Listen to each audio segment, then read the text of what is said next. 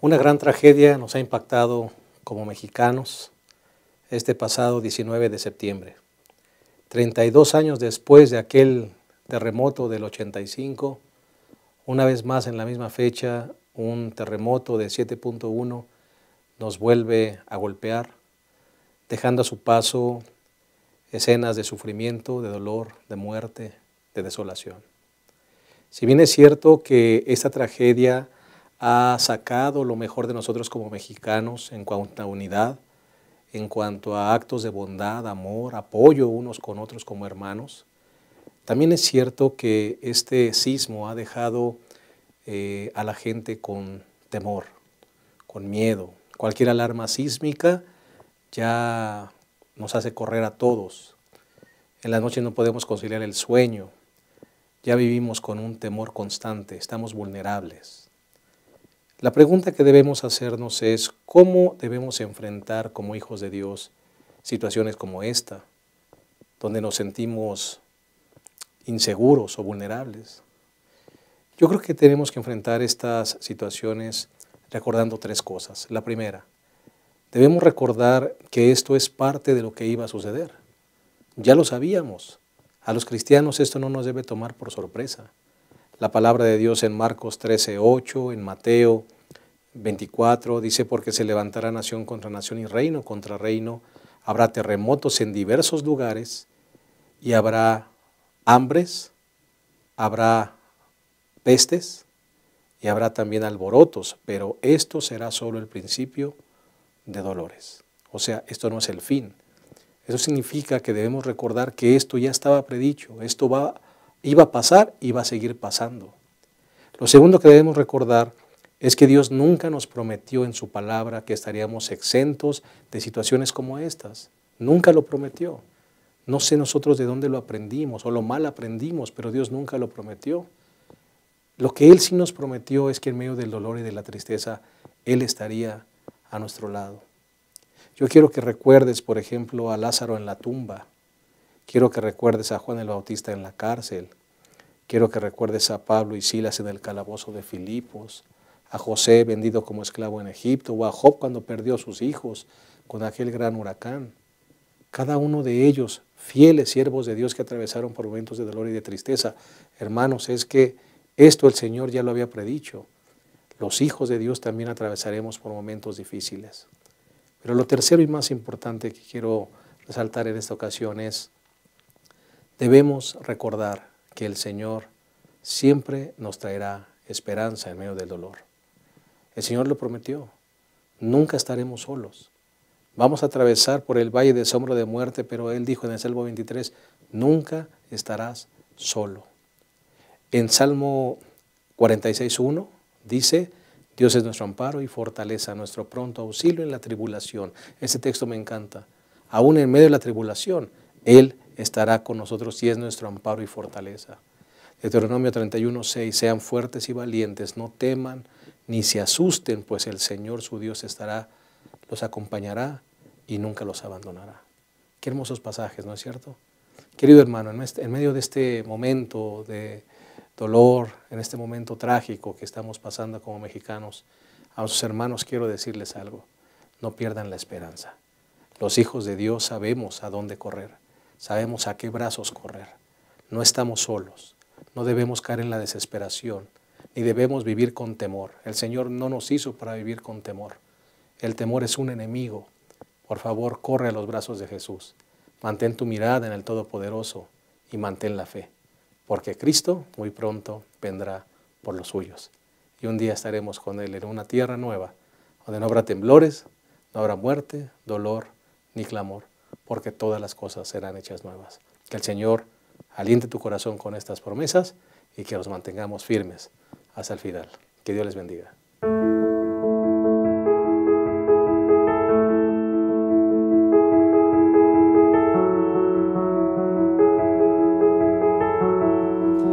Bienvenidos a cada uno de ustedes a este repaso de la lección número 14 y quisiera mencionar que cada vez que se va a despedir a alguien, cada vez que una persona quiere transmitir últimas ideas, generalmente recalca o pone en negritas, lo más importante. Y es por ello que tenemos discursos grandes que nos recuerdan los ideales que motivaron a las personas a hacer o a decir o a impulsar las causas que impulsaron. Dentro de esos discursos famosos encontramos el de Martin Luther King. Ese famoso discurso, Tengo un sueño, donde él esboza y presenta claramente lo que lo impulsó en su carrera. Es ahora el momento del apóstol Pablo de despedirse, y lo va a hacer con la elocuencia y con el ímpetu y la pasión que lo caracterizó durante toda la carta que le escribió a esta iglesia. Hoy nos introduciremos entonces en esta última lección, la lección número 14, gloriarse en la cruz. Esperemos que este repaso sea de gran bendición, motive nuestros corazones e impulse lo que el apóstol deseaba que se impulsara en cada creyente.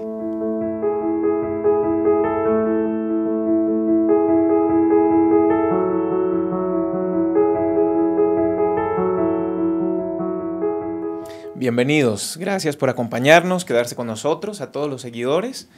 Y bueno, pues una vez más reunidos aquí en este estudio de grabación para compartir lo que la última parte del escrito a los Gálatas trae para con nosotros. Hoy nos acompañan, como de costumbres, pastores dedicados y consagrados, y de un lado tenemos, y qué gusto tenerlo, Pastor Héctor Armenta Espinosa, es presidente de la Misión del Valle de México. Pastor, bienvenido. Muchas gracias, es un privilegio estar con ustedes y compartir este repaso de la lección, y de igual manera con nuestros hermanos que tienen a bien sintonizar este repaso de la lección de la Asociación Metropolitana. Un saludo para cada uno de ustedes, hermanos, y esperando que la lección número 14, la última de este trimestre, pueda ayudarnos para acercarnos al Señor, y como lo veremos en el transcurso de la misma, poder encontrar esa transformación que el Señor quiere hacer con nosotros. Un gusto, Pastor, estar con ustedes. Qué bueno, Pastor Armenta, muchas gracias por acompañarnos. También tenemos aquí en esta mesa de diálogo a alguien de casa, bastante conocido, pues casi aquí ha construido todo este proceso de repaso de la lección, el Pastor Abraham Ramírez. Pastor, qué gusto tenerle y bienvenido. Gracias, Pastor. Al principio del trimestre decíamos, nos saboreamos lo que viene de Gálatas, y creo que no ha defraudado. Las lecciones, las 14 de este trimestre han sido magníficas.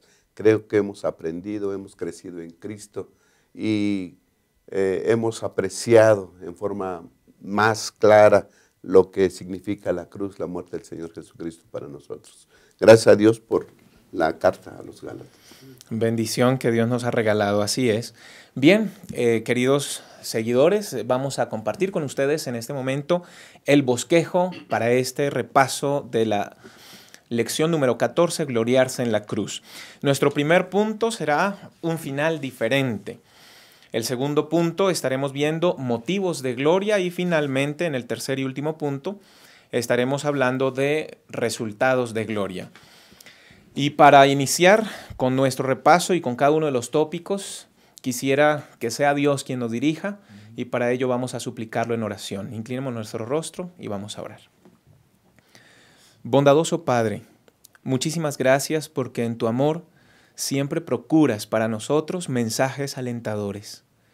Señor, gracias por esta lección que finaliza en esta semana, porque en tu misericordia nos has exhortado, y quisiéramos, buen Dios, que pudieras imprimir en nuestras mentes el mensaje que imprimiste en la mente del apóstol, para que al repasar seamos cada uno de los oyentes exhortados, Señor, y por la gracia del Espíritu Santo nuestras vidas tornen en cambio para honra y gloria de tu nombre. Amén. Señor, por favor, regálanos la conducción del Espíritu Santo, pues sin Él nada podemos hacer. En Cristo Jesús lo pedimos todo. Amén. Amén. Amén. Bien, pues vamos a iniciar un final diferente. Siempre uno espera los finales, y generalmente cuando uno está metido en el proceso ya especula acerca del final. Sin embargo, este final llega un tanto diferente.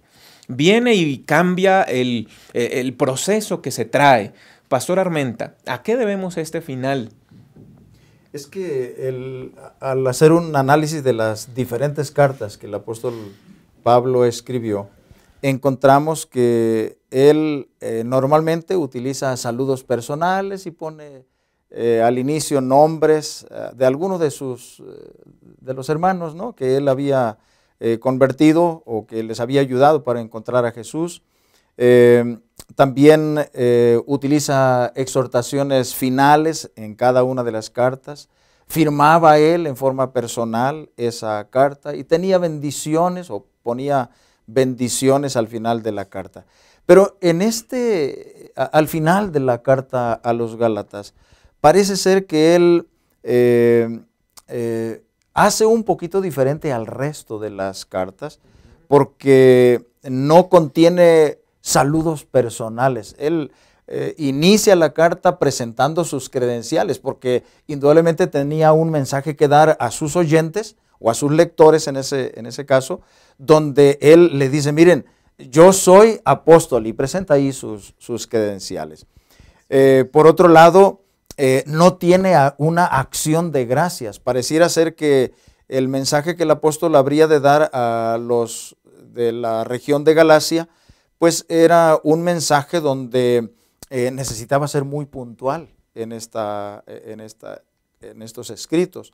Y también él es muy formal en esa última carta. Sí, aunque es cortés con ellos, pero es muy formal. Así que en este tenor es en el que se presenta la última parte de la carta a los Gálatas a partir del versículo número 11 del capítulo 6.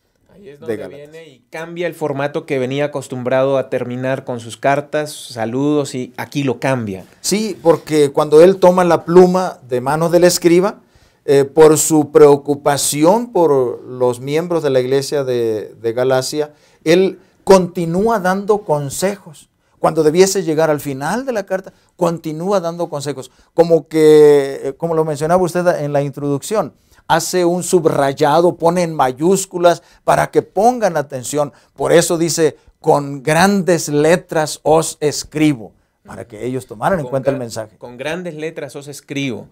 ¿Será, Pastor Abraham, que hay ahí algo de su calidad de caligrafía, o a qué se refiere con eso, con grandes letras, Pastor? Sí, Pastor, quiero poner puntuación especial en lo que decía el pastor.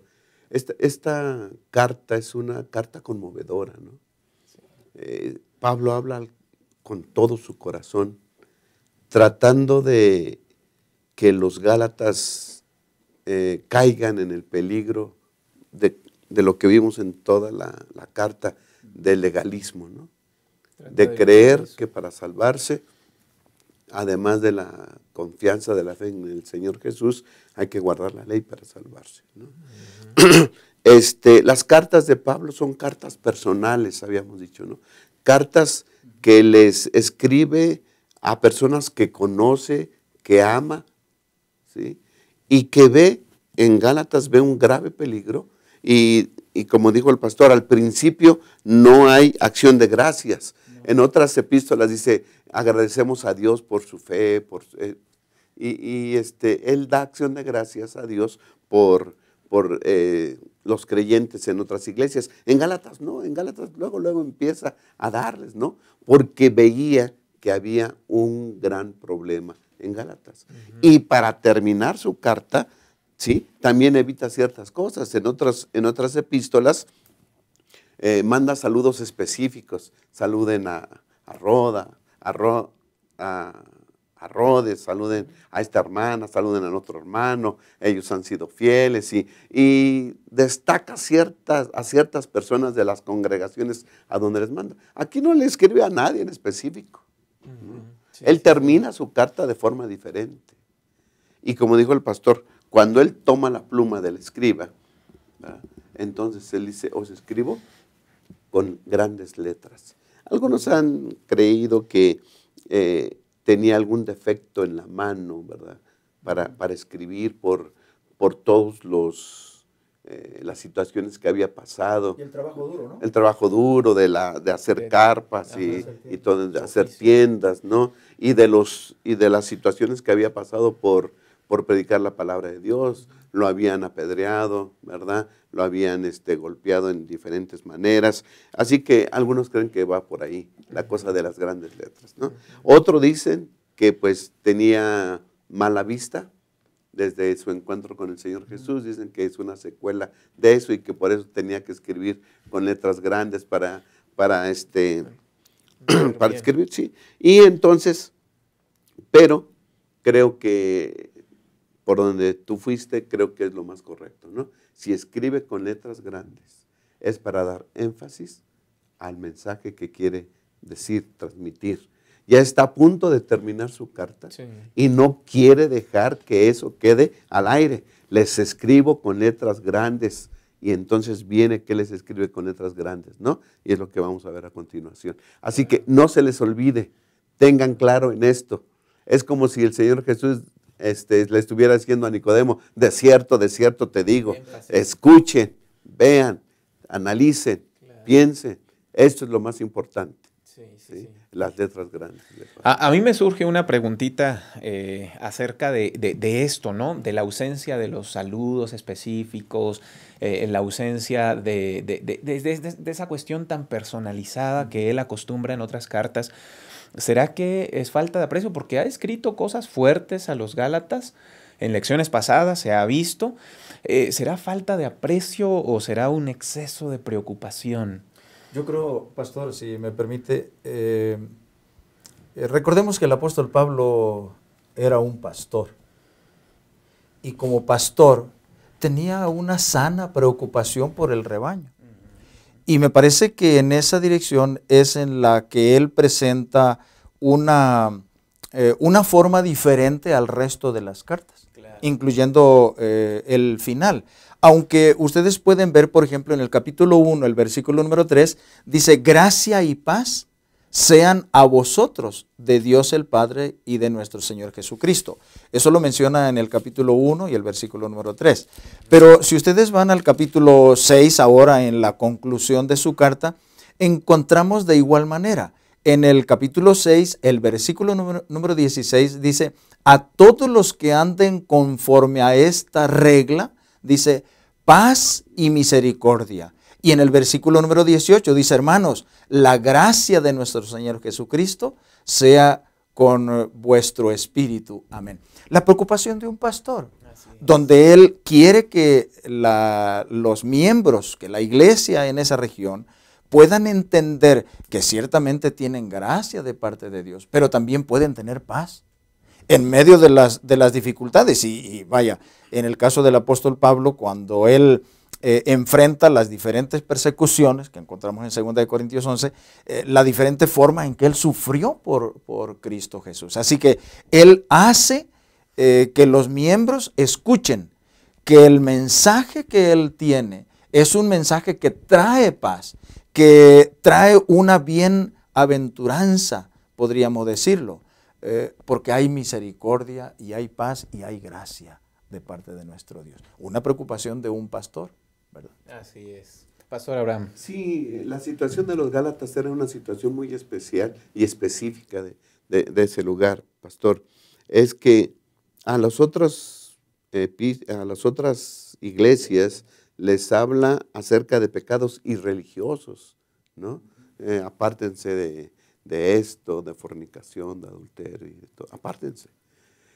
El problema en los Gálatas o en Galacia era que la invitación era que se cuidaran de no caer de los pecados religiosos, ¿no? De tener confianza en lo que nosotros hacemos para ganar la salvación. No caigan en el error de creer que haciendo ustedes buenas obras se van a salvar. Entonces el mensaje es diferente. Este peligro era más velado, este pecado era más difícil de identificar. Por eso es que Pablo empieza inmediatamente en su carta a decirles en el error en el que están y termina así, ¿sí? Pero sin dejar de desear la gracia y la paz que el Señor Jesús ofrece. Definitivamente este final diferente. No es diferente por la ausencia de amor. Es un pastor preocupado por su iglesia. Es alguien que desea lo mejor para esa iglesia. Pero en su preocupación siente que no puede desperdiciar palabras o letras en despedidas, sino que debe utilizar todo lo que tiene a su alcance para alertar a esa grey del peligro en el cual se encuentra. Quédese con nosotros, continuaremos entonces con los dos tópicos, motivos de gloria, resultados de gloria.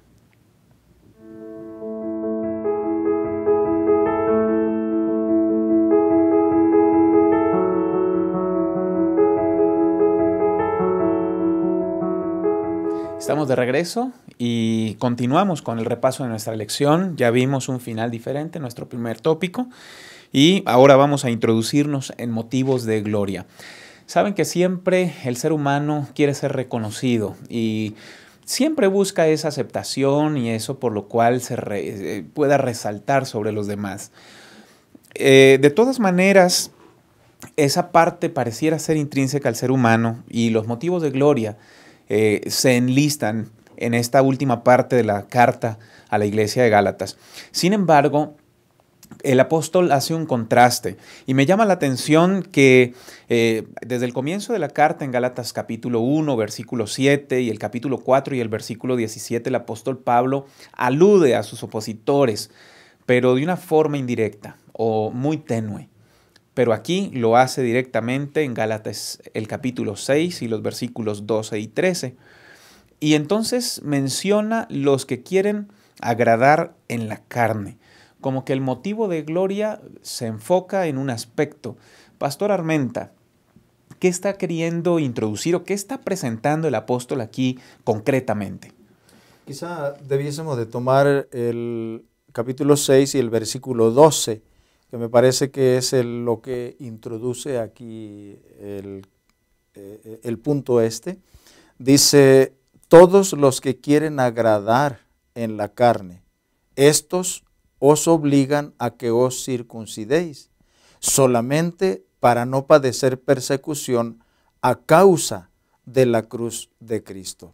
Es que cuando pensamos nosotros en la forma en que el pueblo estaba recibiendo las enseñanzas, la forma en que ellos habían creído a la predicación originalmente del apóstol Pablo era que todo eso había quedado atrás, el asunto de la circuncisión había quedado atrás y por lo tanto ya no era necesario.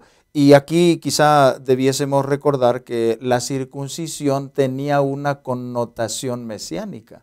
Desde el momento en que Dios llama a Abraham, la circuncisión fue la identidad para el verdadero pueblo de Dios. Entonces, de pronto, cuando el apóstol llega predicando que ya no es necesaria la circuncisión, como que están dando la espalda a lo que era la verdadera identidad del pueblo de Dios. Entonces, cuando el apóstol le dice ya no es necesario, porque ahora con la venida del Mesías, con la venida de Cristo, entonces ahora eso ya pasa a ser irrelevante. La figura desaparece. Desaparece completamente. Entonces, ellos quieren seguir teniendo aprobación de aquellos que buscaban que el pueblo continuara circuncidándose. Entonces, pareciera ser que aquí los motivos que los impulsaban a enfatizar el hecho de la circuncisión o el acto de la circuncisión era solamente para ganar el favor de aquellos líderes judíos en la región misma de Galacia, pero también los líderes judíos de Jerusalén. Así que ellos podíamos decir, estaban trabajando para tener una posición relevante cuando querían tener, a través de ello querían obtener el favor de los líderes. Entonces, me parece que esos son motivos ilegítimos del servicio, del trabajo que ellos debían estar enfatizando. Porque los judaizantes querían quedar bien con los líderes judíos, pero también siendo que los judíos tenían de alguna manera una la lección menciona que tenían el favor de los romanos. Claro. Entonces, el no ser circuncidados, entonces no podían tener el favor de los romanos. Claro. Para ello, enfatizaban que todos los gentiles tenían que ser circuncidados. ¿Sí? Menciona un argumento más para no padecer persecución. Sí. ¿Qué está mencionando? Porque pareciera ser que entonces si no se circuncidaban los iban a perseguir o ¿a qué se refiere? Sí, pastor. La predicación que tiene Pablo, y aquí vemos dos bandos, Pablo y los de la circuncisión, ¿no? Así los identifica él. Los dos predican a Cristo. Pablo predica a Cristo, los de la circuncisión predican a Cristo. Pero Pablo centra su predicación en la cruz de Cristo, ¿no? Que nosotros somos salvos por lo que sucedió en la cruz con Cristo Jesús, que nos salva. Los otros también creen en Cristo, pero dicen que además de la fe en Cristo, debe haber la observancia de la ley para salvarse. ¿Okay? Hay dos bandos, dos maneras de predicar, otro evangelio, como dice Pablo ahí, ¿no? Entonces, ¿cuál es más famoso, por así decirlo? ¿O cuál es el que más reconoce la gente? Pues la circuncisión. Porque Cristo fue judío.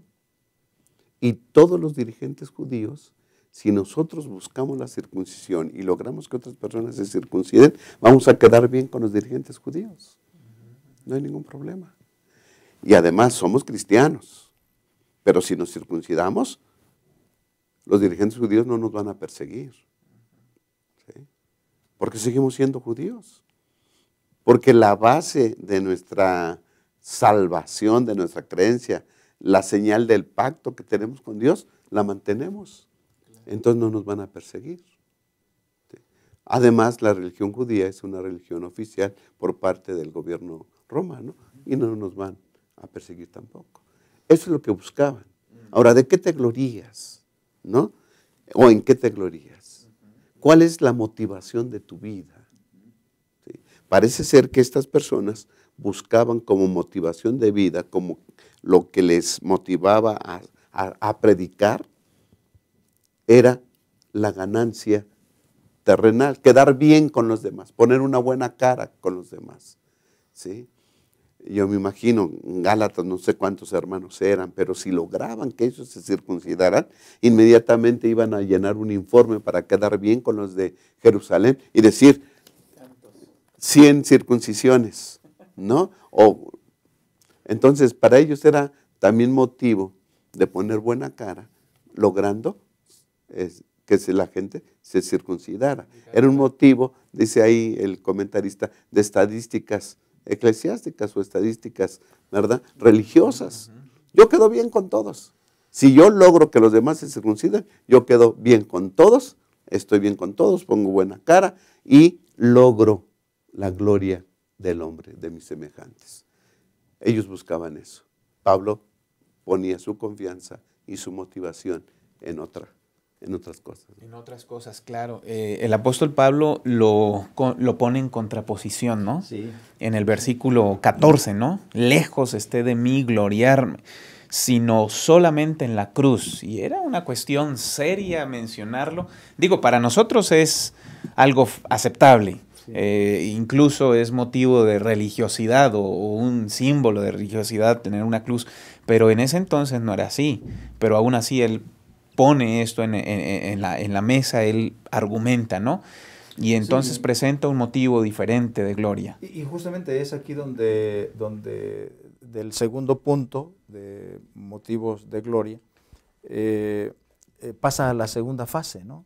¿Cuál es la razón genuina por la cual debemos de gloriarnos? Para Pablo, el motivador que lo impulsaba a trabajar y que lo mantenía feliz, pues era la cruz de Cristo. Los resultados que se habían logrado a través de la cruz de Cristo. Así que ese encuentro que tuvo con Jesús marcó para el resto de la vida al apóstol Pablo. Para los judíos la cruz era un instrumento de castigo, era usado por los romanos y eran aquellos, dice el libro de Deuteronomio, que eran malditos quienes morían en la cruz, pero no para Pablo. Para Pablo, el hecho de que el Mesías haya muerto en la cruz, una idea inconcebible para la mente judía. ¿Un Mesías en la cruz? Pues no puede ser el Mesías. Si permitió o si murió en la cruz, entonces no puede ser el Mesías. Pero en el caso de Pablo, la forma en que él presenta la cruz como el único motivo que vale la pena por el cual gloriarse, y particularmente en ese tiempo, ¿no?, tan difícil, encontramos en la lección de esta semana, por ejemplo, que a principios del segundo siglo está la figura en un cuadro, ¿no?, la figura de una crucifixión, una persona. El grafito del examen. Sí, una persona siendo crucificada, pero con una cabeza de asno. Una cabeza de asno y por allí con el letrero debajo, ¿no?, donde decía Alejandro adorando a su Dios. Entonces, me parece que esa era una de las formas en que se ridiculizaba la cruz, pero no para Pablo. Para Pablo la cruz era el centro de su evangelio, porque era el centro de la salvación, porque aquel hombre que dice Filipenses 2 del 5 al 8, aquel Dios que se despojó, vino a tomar forma de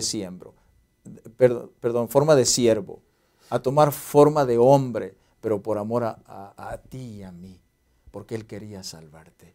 Y eso es lo que le motivaba a Pablo. Y dice él, de los cuales yo soy el primero. Así que ese es el motivo correcto por el cual el apóstol Pablo se gloriaba. Es definitivo la contraposición de los motivos de gloria, lo que motiva a los que enseñan la circuncisión y lo que motiva a Pablo, y el motivo de gloria es la cruz. A mí me surge una pregunta para todos nosotros, tanto los que estamos en esta mesa de diálogo como para todos los que nos observan, y es ¿por qué nos consideramos buenos cristianos, buenos adventistas, buenos jóvenes de la iglesia o incluso buenos pastores? En ocasiones el buen cristiano es porque tiene su Biblia y la carga, el adventista porque guarda todos los sábados y todo el sábado, el joven tal vez porque va a los clubes, el pastor porque gana almas. ¿Por qué nos gloriamos? El apóstol Pablo externa, si de algo me he de gloriar es en la cruz de Cristo Jesús, es decir, que ese sacrificio es el que me hace válido, es el que me genera valía, no es otra cosa. No es por las acciones que yo realice, sino que lo que me da valía y lo que me da impulso es la cruz de Cristo Jesús. Motivos de gloria. En un mundo de competencia, pastor, se puede competir en diferentes ámbitos de la vida. Aún a lo mejor entre pastores o miembros de iglesia.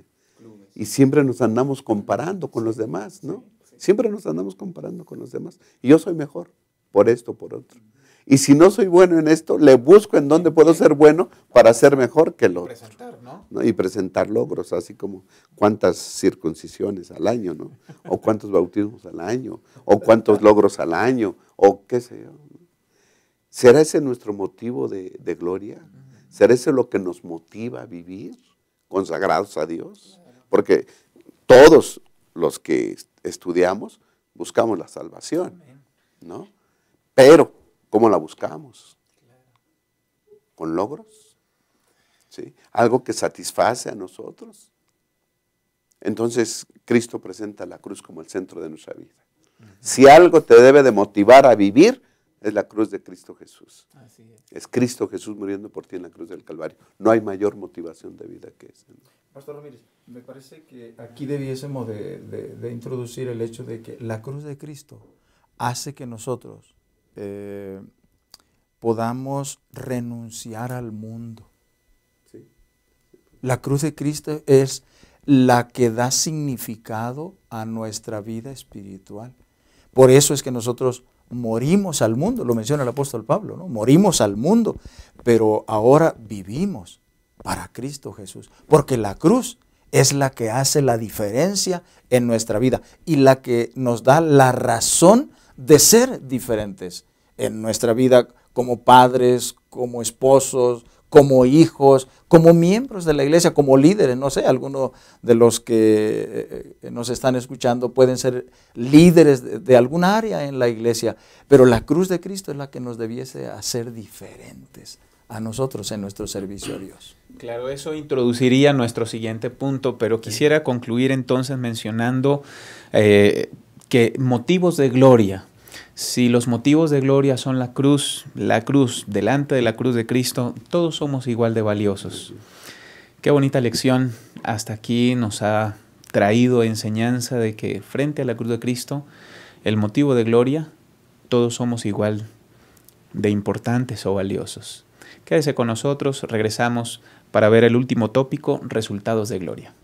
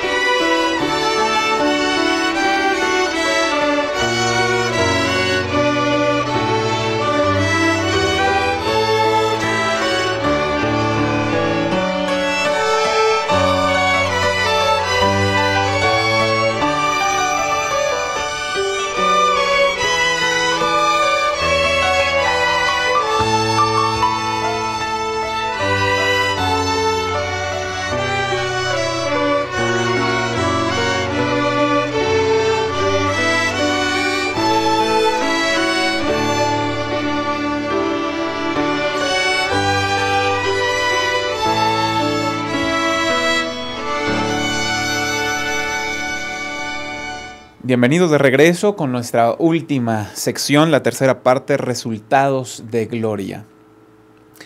Me llama la atención Gálatas 6:15 y el comentario que viene de esta parte, y es que Pablo destaca la importancia de una renovación total o renacimiento. No es estar circuncidado o aún bautizado, más bien es permitir que Dios nos haga una nueva criatura. Resultados de gloria, nueva criatura, aparecen aquí en el versículo 15. ¿Qué connotaciones o qué implicaciones trae el comprender adecuadamente, Pastor Armenta, el concepto de nueva criatura? Cuando estaba analizando esta parte del miércoles en forma específica, no pudo venir a mi mente otra idea que la declaración que Elena de White hace en relación justamente a 2 Corintios 5:17, cuando el apóstol dice: de modo que si alguno está en Cristo, nueva criatura es. Y nuestros hermanos que nos ven saben de memoria este versículo. Una nueva criatura es el resultado de la obra eficaz que solamente Dios puede hacer. Cuando se habla de transformación, dice la nota aquí de la parte del miércoles, que es un término griego en el cual no puede realizarse a menos que tenga la acción directa de Dios. Y ese es el trabajo que Dios quiere hacer. Un cambio, una transformación en nuestra vida. Encontré en el Deseo de todas las gentes, en la página 143, el párrafo 2, una declaración que quisiera leer en forma textual. Pastor. Dice: la fuente del corazón debe ser purificada antes que los raudales puedan ser puros. el que está tratando de alcanzar el cielo por sus propias obras, observando la ley, está intentando lo imposible. No hay seguridad para el que tenga solo una religión legal, solo una forma de la piedad. La vida del cristiano no es una modificación o mejora de la antigua, sino una transformación de la naturaleza. Se produce una muerte al yo y al pecado y una vida enteramente nueva. Pero noten, este cambio puede ser efectuado únicamente por la obra eficaz del Espíritu Santo. ¿Qué significativo es el pensamiento del apóstol aquí en el versículo número 15, cuando dice que nada vale, ni la circuncisión vale nada, ni la incircuncisión, sino esa transformación, esa nueva criatura, esa nueva creación, dice el versículo 15, la última parte. Una nueva creación donde nuestros pensamientos, los motivos que nos impulsan, las acciones, los hábitos que se forman, es el resultado de esa transformación que solamente puede realizarse por medio de la obra eficaz del Espíritu Santo. Me parece que ¿en qué gloriarnos? Bueno, en ese cambio, en esa nueva creación. Claro. A mí me llama mucho la atención, Pastor Abraham, el asunto que él está mencionando, ¿no? Y que el Pastor Armenta mencionaba ahorita en la nota final. Nada vale ni la incircuncisión ni la circuncisión. Enlistando cosas que practicamos como iglesia o como pastores o como jóvenes adventistas, podríamos hacer una lista de cosas que nada valen el hacerlas o no hacerlas. Pero hay una parte muy importante de fondo que finalmente el apóstol quiere remarcar allí. Sí, pastor. Si hacemos el ejercicio que dices de hacer una lista de los logros o de las cosas que realizamos, entonces abajo diríamos total, nada, ¿no? Porque no vale nada. No vale nada, sí. Sí. Para la salvación no vale nada. Así es. Todas las cosas buenas que pudiéramos lograr hacer, pueden ser dos cosas, pudieran llegar a ser la manifestación de la vida de una persona que está justificada y salvada en Cristo Jesús. Okay. Simplemente nada más. Y no es motivo de gloriarse, porque el resultado es de lo que el Señor hace en nosotros, ¿sí? No de nosotros por sí mismo. Claro, ¿sí? Claro. Pero corremos aún ahí el riesgo, pastor, de que las buenas cosas que nosotros hacemos, ¿sí?, entonces pueda hacernos voltear a que esas cosas buenas que hago me ponen puntos, me aumentan puntos para que yo pueda ser salvado. Entonces debemos tener cuidado con eso. Y una vez leí el título de un sermón, arrepiéntete de tus buenas obras. ¿No? Interesante, buenísimo. Arrepiéntete de tus buenas obras, porque eso te puede, o sea, si tú tomas tus buenas obras, tus logros que tú haces en la iglesia, ¿sí?, que tú has dado estudios bíblicos y por la gracia de Dios se han convertido muchos, por la gracia de Dios, no te lo atribuyas a ti. Claro. Esos logros pueden llevarte a la perdición. ¿Sí? Las buenas obras, la justicia que se produce en nosotros no es nuestra, es la justicia de Cristo obrando en nosotros. Y por eso hay que gloriarnos en la cruz de Cristo Jesús. Y si nosotros ponemos nuestra confianza y como centro de vida la cruz de Cristo, entonces haremos muchas cosas buenas, pero con un buen propósito, no como estas que andaban buscando poner buena cara en otro lugar, sino agradar a nuestro Dios, viviendo una vida de acuerdo a su voluntad, semejante a la de Cristo Jesús.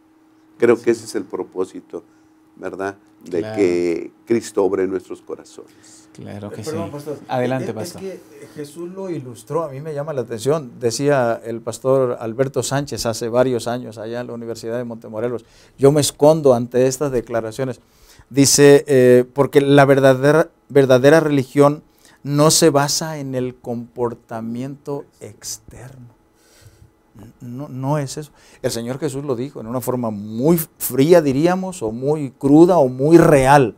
él allí en, ¿qué es? Mateo 23, 27, donde le llama a los fariseos sepulcros blanqueados. Sí, una tumba bien arregladita, pero el contenido de esa tumba no tiene nada que ver con lo que está afuera. Por eso me parece que aquí lo importante justamente es que lo que nosotros podemos permitir que Dios haga una transformación, un cambio, una renovación, una vida completamente nueva, me parece. Es que el inicio, el punto de partida de una nueva vida es en la cruz con Cristo. Yo creo que ahí es el punto, pastor, Así es. porque fíjese que nuestra cultura, y lo mencionaba usted detrás de cámaras, nuestra cultura es dada a imponernos eso en la mente, ¿no? Te portas bien, te va bien, sacas buenas notas, tienes un premio. Y entonces nos hemos hecho a una cultura, o la cultura nos ha hecho una forma de ver la forma de la vida es mis actitudes, mis logros, mis acciones, mis conductas, mis esfuerzos traen resultados para mí. Pero la cruz es el punto esencial. Entender que en la cruz todo lo que valemos lo mismo exactamente y no existe alguien mejor que nadie porque nadie es bueno ante los ojos de Dios. Sí, decimos que el punto de partida de la vida cristiana es la cruz. ¿Por qué? Porque la cruz nos iguala a todos. ¿Sí? Unos llegan con logros, unos con más logros, otros con menos logros, pero todos estamos ahí en la cruz y nos iguala a todos. ¿Por qué? Porque todos los logros no valen nada. Todos somos pecadores, todos necesitamos de salvación. Y el que quiera empezar la vida cristiana, una nueva vida en Cristo, debe reconocer eso.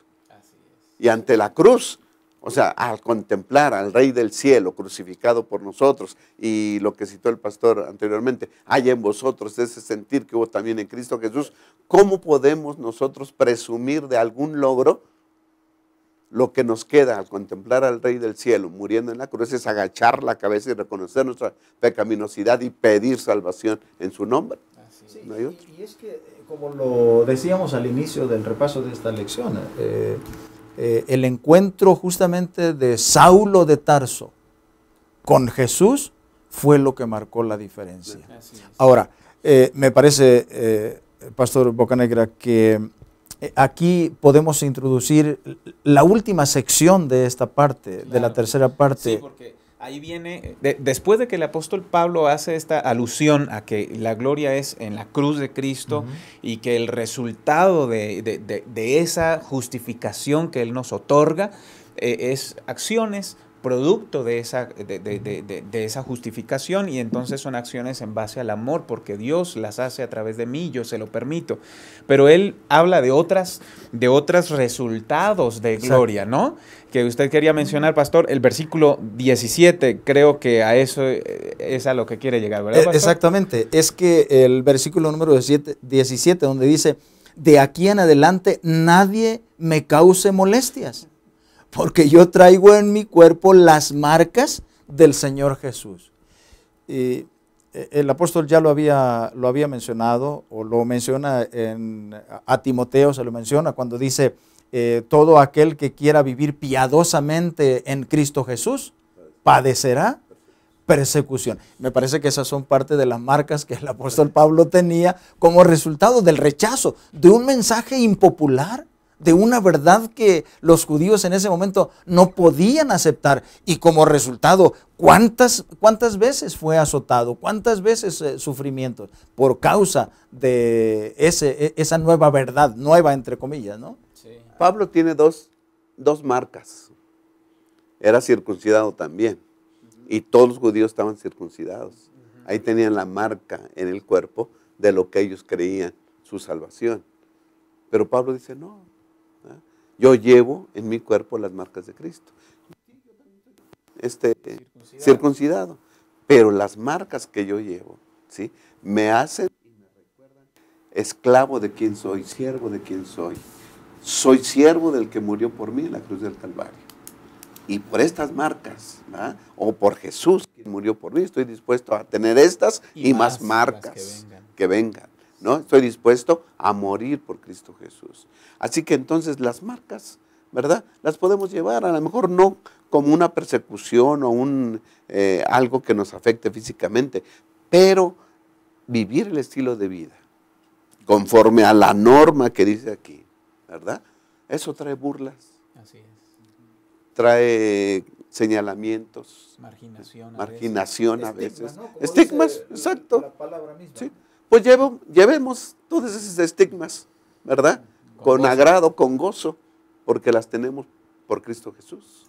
¿Verdad? Que sea por eso, no por otras cosas que nos estigmen, ¿no? Que las estigmas de Cristo estén en nuestro cuerpo también. Así es.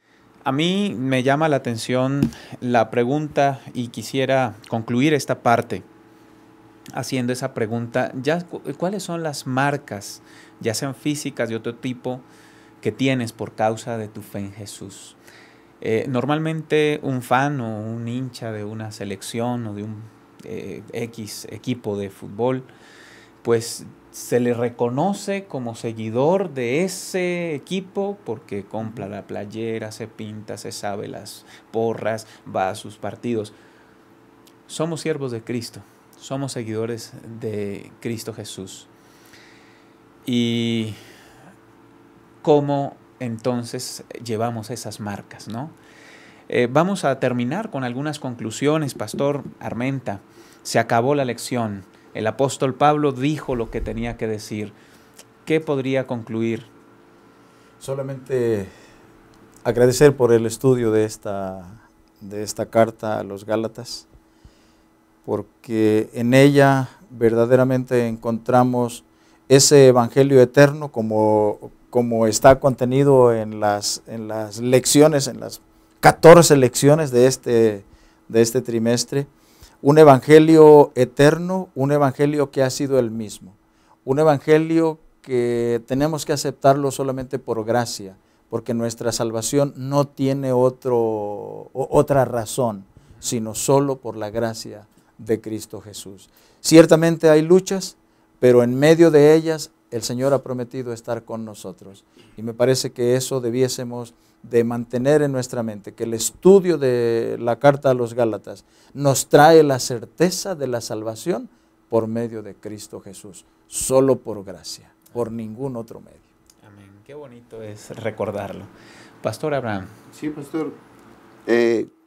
Yo al estudio de toda la epístola de los Gálatas, le doy gracias a Dios porque esta carta revela la intención divina de salvarnos. Dios desea salvarnos. Hizo y hará todo lo posible para que nosotros podamos ser salvos. Y una de esas es que nos manda estas cartas tan maravillosas. Además, la obra de salvación es divina. ¿Sí? Es un regalo de Dios. Yo deseo que el concepto de la justificación por la fe pueda ser cumplido en cada uno de nosotros. La justificación por la fe es la obra divina, ¿sí? Que abate en el polvo la gloria humana y hace por el hombre lo que el hombre no puede hacer por sí mismo, ¿sí? Que se cumpla en nosotros esa obra divina de una transformación completa. Queridos seguidores, ha llegado el final de este repaso de la lección, pero esperamos que sea el inicio de una nueva creación en cada uno de nosotros. Que Dios les bendiga y gracias por acompañarnos.